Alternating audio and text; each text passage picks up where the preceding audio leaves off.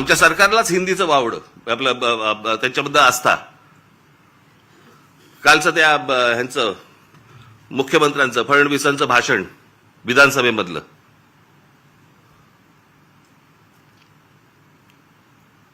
ते काय ते कुठला मिसिंग लिंक वरती म्हणे ते काय कोसळला, खांब कोसळला आणि पाणी सगळीकडनं येतंय, त्याचं म्हणे राजकारण करू नका. अरे वा, त्याच्यावर बोललं की राजकारण. मग इतकी वर्ष आपण काय करत होतात? दुसऱ्यांच्या सरकार जेव्हा होती दुसऱ्यांची, त्यावेळेला तुम्ही काय करत होतात? त्यावेळेला जी आंदोलनं झाली ते राजकारण नव्हतं. स्वतःच्या अंगाशी आल्यावरती ते राजकारण, विरोधकांचं राजकारण असं कसं होईल? आणि काय म्हणतायत म्हणे, एक वेळ मला बोला पण महाराष्ट्राचा अपमान मी सहन करणार नाही. वा रे वा, लोक त्या मिसिंग लिंक बद्दलच बोलतायत, महाराष्ट्राचा कुठे अपमान करतायत? पण ते काय सगळं घेऊन जायचं म्हणजे ते वरपासून खालपर्यंत आता काय सवय लागली आहे. केंद्र सरकारच्या कुठच्या गोष्टींबद्दल बोललं की तुम्ही देशविरोधी. आता केंद्र सरकारची कामं येते, त्याच्यात देशाचा काय संबंध? आता मिसिंग लिंक बद्दल बोललं तर याच्यात महाराष्ट्राचा अपमान कुठे आला? लोकांनी प्रश्नही नाही विचारायचे काय झालंय ते. इतके दिवस जे मोबाईल फोनवरनं विरोधकांना जे करत होते ना, शिव्या घाल, वाटेल ते बोल, हे जे सगळे त्यांच्या ठेवलेल्या टीम्स आहेत ना, हे जे सगळं सुरू होतं ना ते आता अंगलट आलंय. आता यांच्या दामदुपटीने ह्यांच्या अंगावरती येत आहे आणि त्याच्यामुळे लागले आता त्रास व्हायला लागला त्याचा. आपणच सुरू केल्यात त्या गोष्टी. गेल्या 10-12 वर्षातच या सगळ्या गोष्टी मोठ्या प्रमाणावरती सुरू झाल्या. विरोधकांना वाटेल ते बोलणं, विरोधकांना शिव्या घालणं, वाईट साईट लिहिणं, सगळ्या गोष्टीच्या सुरू झाल्या. हे तुम्ही बसवलेल्या टीमकडनंच सुरू झाल्या. आता तुमच्या अंगावरती येत आहे ते सगळं आणि तुमच्या अंगावरती येत आहे म्हणून लगेच महाराष्ट्राचा अपमान. ह्याच्यात कसला आला महाराष्ट्राचा अपमान? राम मंदिराच्या चोरीबद्दल बोललो की म्हणे धर्माचा अपमान. अरे चोरी आहे ना ती, ह्याच्यात धर्म कुठे आला?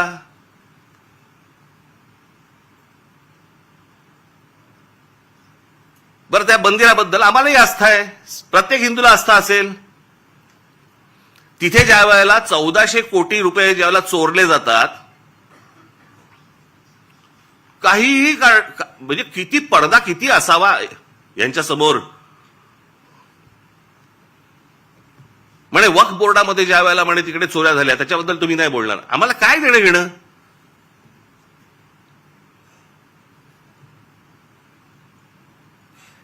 राम मंदिरामध्ये लोकांनी जे दानपेटीमध्ये टाकलं, जे श्रद्धेने त्या मंदिरासाठी दिलं, त्याची जर समजा चोरी होत असेल तर ह्याच्याबद्दल बोलणार नाही, बोलायचं नाही.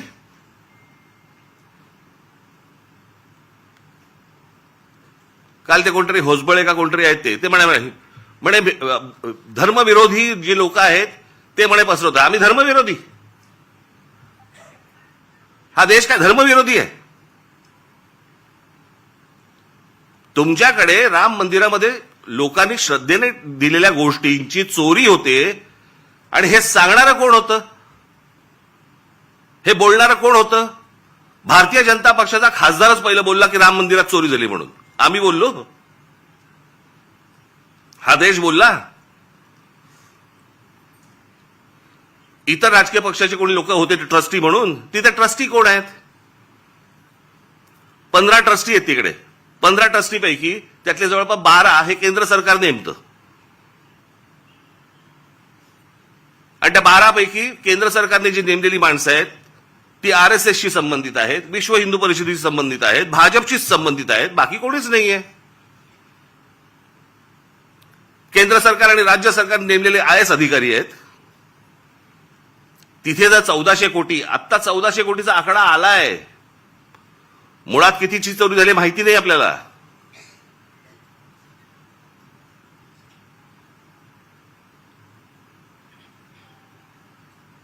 चोरी झाल्यावरती समजा असं पकडा, आत्ता दुसऱ्यांचं कोणातरी सरकार असतं आणि राम मंदिरामध्ये चोरी झाली असती, भारतीय जनता पक्षाने काय केलं असतं, RSSने काय केलं असतं, विश्व हिंदू परिषदेने काय केलं असतं? मोर्चे काढले असते, सगळ्या गोष्टी केल्या असत्या. त्याच्यात हे राजकारण. आता तुमची सत्ता आहे म्हणून विरोधकांनी केलं की त्याच्यामध्ये राजकारण आणू नका म्हणे. आता त्या मिसिंग लिंकचं झालं, यांचा एक मंत्री म्हणतो ते नैसर्गिक आहे, ती गोष्ट नैसर्गिक आहे, त्याच्यामध्ये राजकारण आणू नका, हे लक्षात ठेवा. हे तुम्ही काय अमरपट्टा घेऊन आलेला नाही आहात. उद्या तुम्ही विरोधी पक्षात जाल आणि ज्यावेळेला अशा काही घटना घडतील तेव्हा तुम्ही राजकारण करू नका. तेव्हाही सांगा लोकांना की नाही नाही नैसर्गिक आहे. एक झाड पडून काय मुलगा जातो, काय माणूस जातो, एक मुलगा शाळेमधला मुलगा गटारात काय पडतोय, काय नाही म्हणे, नैसर्गिक आहे. नैसर्गिक? तुमचं सरकार आहे म्हणून सगळं नैसर्गिक, त्याच्यावर राजकारण करू नका, त्याच्यावर कोणी बोलायचं नाही. दुसऱ्या पक्षांची सरकार असली की हे यांचं राजकारण सुरू करणार, हा कुठचा प्रकार? त्या मिसिंग लिंकचं बाबा तिथे नशीब माणसं नाही मेली.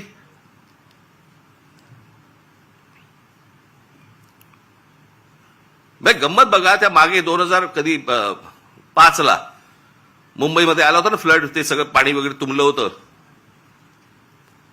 1000 मिलीमीटर पाऊस पडला होता, 1000 मिलीमीटर. काही 2-3 तासाच्या अंतरात त्याला मुंबईची ही हालत झाली होती. 1000 मिलीमीटर. आणि आता 300-350 मिलीमीटर पाऊस पडलाय. मुंबई तशीच तुंबलेलीच आहे.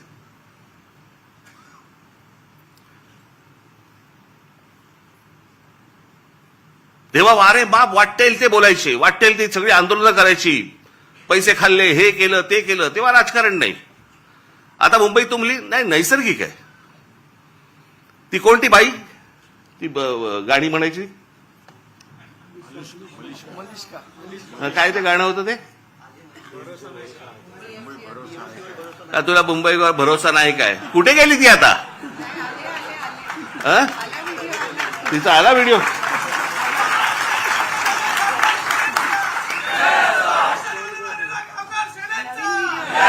नवीन व्हिडिओ आहे का, जुनाच टाकलाय? नवीन केला असेल तर चांगलं आहे, कोणाला वाहिलेली नाही ती. पण तेव्हा गात होती तेव्हा सुख घेतलं. आता दुसरे जेव्हा बोलायला लागले त्यावेळेला त्रास व्हायला लागला. आता मला दुसरं कळलं नाही, मला मुख्यमंत्र्यांचं विधानसभेतलं भाषण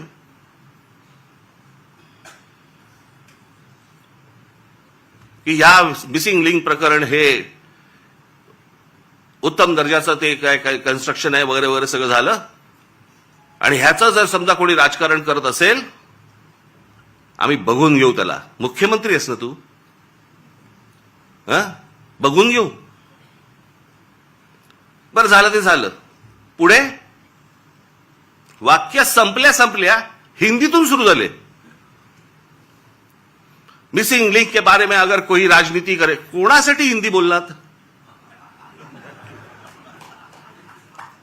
समोरचे आमदार मराठी, महाराष्ट्राची विधानसभा, महाराष्ट्राच्या विधानसभेमध्ये आमचा मुख्यमंत्री, महाराष्ट्राचा मुख्यमंत्री हिंदीत बोलतो. कशासाठी? कोणाला सांगायचं होतं? कदाचित आपल्याच पक्षातल्या वरच्या लोकांना सांगायचं असेल, बघून घेईन.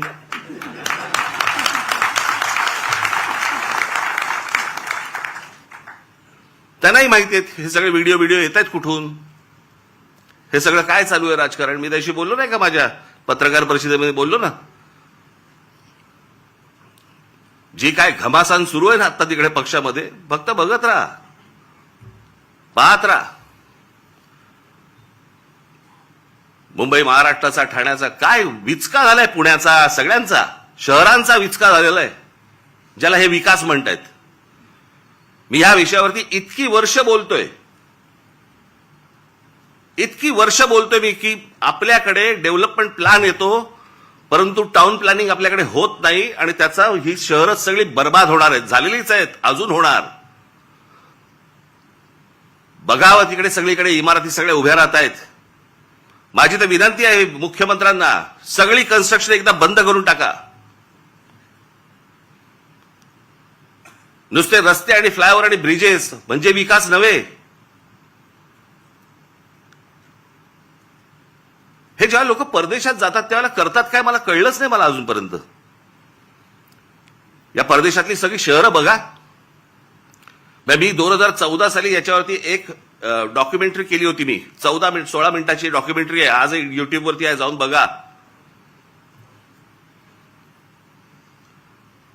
की शहराला आकार उकार कसा द्यायचा असतो. आता हा मिसिंग लिंक 1 मेला त्याचं उद्घाटन झालं, 1 मेला.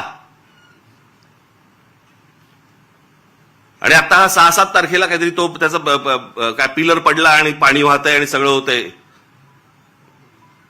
जुलैमध्ये मे, जून, जुलै अजून पूर्ण पण नाही झाला.